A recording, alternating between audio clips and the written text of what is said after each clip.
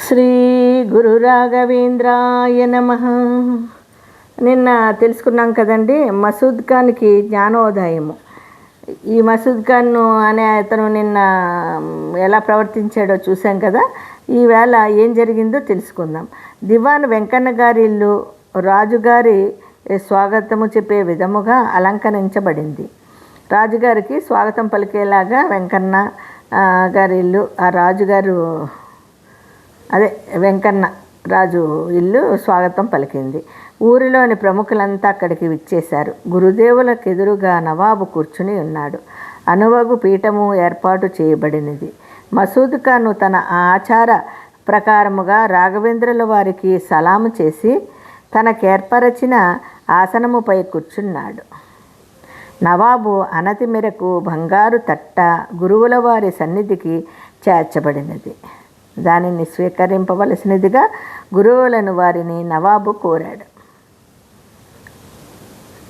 అదండి, శ్రీవారు ఆ తట్టను ఒక మారు చూసి విషయం గ్రహించి చిరునవ్వు చిందిస్తూ తట్టలోని పదార్థములను స్వీకరించితే స్వామివారికి అవమానము జరగగలదని, దానితో వెంకన్న దివానికి గురుదేవులపై గల సదాభిప్రాయము రూపుమాపుతుందని గ్రహించి మసూద్ ఖాన్ లోపల సంతోషపడ్డాడు. ఇదంతా చేశాడు కదండి మసూద్ ఖాన్, ఆయన్ని అవమానించాలని కదా మాంసము గుడ్లు పెట్టాడు, పక్షి గుడ్లు అవని. ఇతను లోపల నవ్వుకున్నాడు. ఇప్పుడు కదా వెంకన్న తెలుసుకుంటాడో ఆ గురుదేవులు ఇటువంటి వాడని అని అనుకున్నాడండి. కానీ ఇక్కడ అలా జరుగుతుందండి. పరబ్రహ్మస్వరూపుడైన మన రాఘవేంద్ర స్వామి ఏం చేశారో చూద్దాం. రాఘవేంద్ర స్వామి మూలరాముని ధ్యానించారు. కమండలోని నీళ్లను తట్టపై చల్లారు. కప్పిన వస్త్రము తొలగించవలసినదిగా సేవకులకు కన్నుసైగ చేశారు. ఆ కమండల్లో నీళ్లు చల్లిన తర్వాత అప్పుడు ఆ సేవకులకి సైగ చేశారు, అది తెరవండి అనేసి. తెలిసిన శ్రీవారి సేవకుడు తట్టపై వస్త్రాన్ని తొలగించాడు. విచిత్రము గొల్పే విధముగా ఆ తట్టలో అంతకు పూర్వము ఉంచబడిన వివిధ మాంసఖండాలన్నీ రకరకాల ఫల పుష్పాలుగా మారిపోయి ఉన్నాయి. పళ్ళుగాను పుష్పాలుగాను మార్చేశాడండి ఆయన. భగవంతుడితో కుప్పుగంతులా అండి, సామాన్యమా? అయితే ఆయన మార్చేశారు. నవాబు ఆశ్చర్యానికి మెరలేకుండా పోయింది. అతనికి తెలియకుండానే అతనిలోని భయము ప్రవేశించింది. అంతే కదా, తప్పు చేసిన వాడు ఎప్పుడు భయపడతాడండి, తప్పు చేయని వాడు ధైర్యంగా ఉంటాడు. అతనిలోనే భయం ప్రవేశించింది. దివాను చెప్పిన విధముగా ఈ గురుదేవులు అత్యద్భుత మహిమ సమన్వితులు. అహంకారముతోనూ వారి ఎడల గొప్ప అపచారము గావించాడు. వారు ఆ విషయము గ్రహిస్తే తనను సర్వనాశనము చేయగలరు. తనకెందుకు ఈ పాడు బుద్ధి పుట్టింది? ఇప్పుడేమి చెయ్యాలి? నేను అనవసరంగా ఎదవాలోచన చేశాను కదా, ఇలాంటి మహానుభావులతో నేను కుప్పుగంతులు వేయకూడదు కదా అని అతను భయపడిపోయాడటండి. ఈ విధముగా నవాబు ఆలోచనలు క్షణకాలములో పరిగెత్తినవి. క్షణంలో ఆలోచించేసుకుంటున్నాడు, ఏమిట్రా బాబు అని. స్వామివారు పిలుస్తున్నారని దివాన్ చెప్పాడు. స్వామివారు పిలుస్తున్నారని ఉలిక్కిపడి లేచాడు నవాబు. గురుదేవులకు ఈ మారు సాష్టాంగ దండ ప్రణామము గావించి వినయముగా నిలబడ్డాడు. శ్రీవారి ప్రసన్నముఖ కమలము వంక చూడలేకపోయాడు. అంతే కదా, తప్పు చేసిన వాడు ఎప్పుడు డైరెక్ట్గా చూడలేడండి. భగవంతుని నిందించిన వాడు ఎప్పటికైనా ఆయనకి ఎంత క్షమాపణ చెప్పుకున్నా కూడా చింతిస్తూనే ఉండాలి జీవితం అంతా. అయ్యో అంతే కదండి, నోరు జారిన తర్వాత మరి తీసుకోవడం కష్టం కదా. అదే కాలు జారితే కడుక్కోవచ్చు, బురదంటిందనుకో. కానీ నోరు జారితే తీసుకోలేం కదా, అది భగవంతుడిది. అందుకనే తదాస్తు దేవతలు ఉన్నారు, మంచి విషయాలనే మాట్లాడుకోవాలి అంటారు కదా. పిల్లల్ని తల్లిదండ్రులు తిట్టేటప్పుడు కానీ ఇంకే ఇతరితల్ని మనం దూషించేటప్పుడు కానీ తదాస్తు దేవతలు ఉంటారు. అవి నిజంగానండి తదాస్తు అంటూ ఉంటాయట తదాస్తు దేవతలు. నిరంతరము మనము ఏ వాక్కు అయితే పలుకుతామో అది నిదానంగా అయినా జరుగుతుందని పెద్దల విన్నపం. అందుకని అంటారు కదా, పెద్దలు చెప్పింది కూడా వినాలి మనం. ఆ విధంగా అతను భయపడ్డాడు. అలాగే శ్రీవారి ప్రసన్న ముఖ కమలములను చూడలేకపోయాడు అతను తలంచుకుని.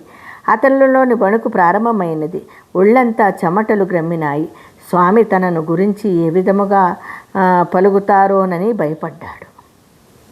అప్పుడు పశ్చాత్తాపముతో పరితప్తము చెందే నవాబును శ్రీవారు దయార్థ దృష్టితో చూశారు. కాంజీ, నీవు చేసింది పొరపాటే అయినా అది పొరపాటని గ్రహించిన తరువాత పశ్చాత్తాపము పొందడం వల్ల నీకు భగవంతుని క్షమ లభించింది. ఆయన గ్రహించేసాడండి ఆయన మనసులోని మాటని. నువ్వు ఎంత తప్పు చేసావో అది తప్పే నువ్వు చేసింది, కానీ నువ్వు అది తప్పని తెలుసుకుని ఎంత పశ్చాత్తాపడ్డావో దానికి మించిందేముంది అని నీకు భగవంతుడు క్షమించేశాడులే నిన్ను, నీ పశ్చాత్తాపమే నీకు క్షమ అనేసి అన్నారండి ఆయన.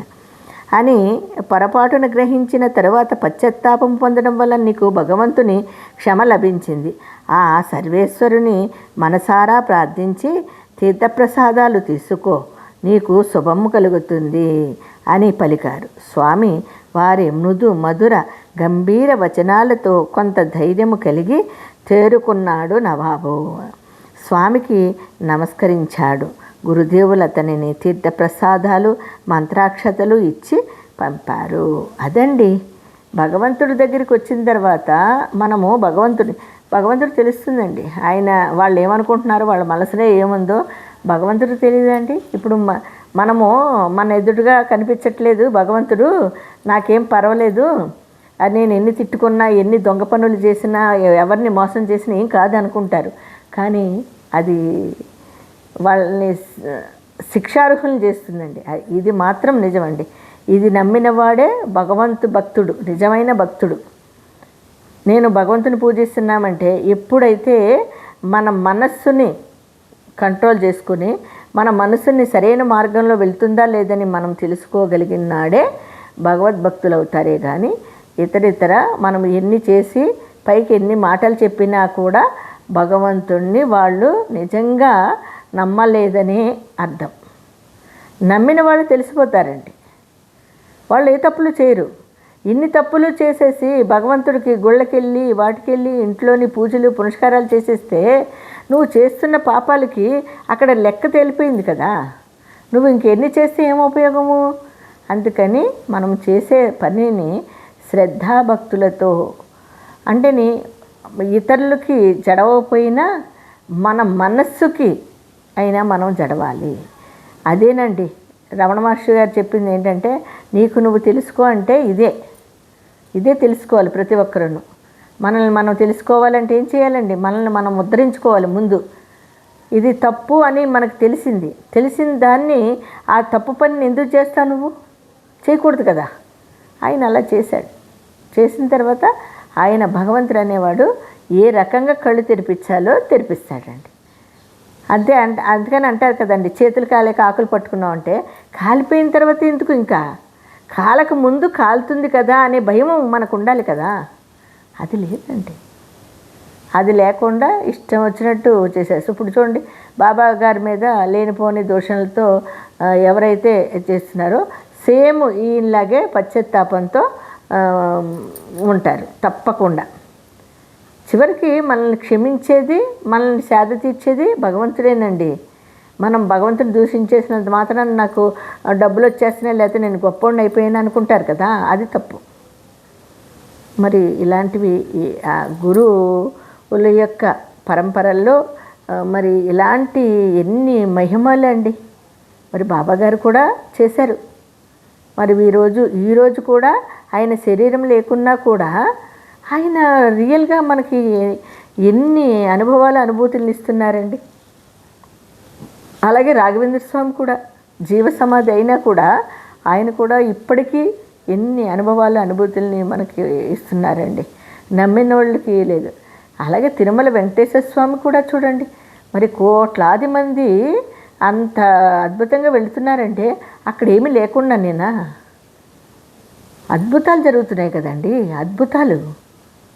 మరి ప్రతి ఒక్కరూ కూడా భగవంతుడు అంటే మనకు కనబడట్లేదు కదా అనుకుని చులకన భావంతోనో ఇష్టం వచ్చినట్టు మాట్లాడకుండా మీకు నచ్చితే భగవన్నామస్మరణ చేయండి, లేకపోతే మీ ఈ యొక్క స్థితిలో ఉండండి, అంతేగాని దూషణలు వద్దు. అందుకని జై గురు రాఘవేంద్రాయ నమః. మళ్ళీ రేపు కలుసుకుందామండి. అంతవరకు అందరికీ రాఘవేంద్రాయ నమః.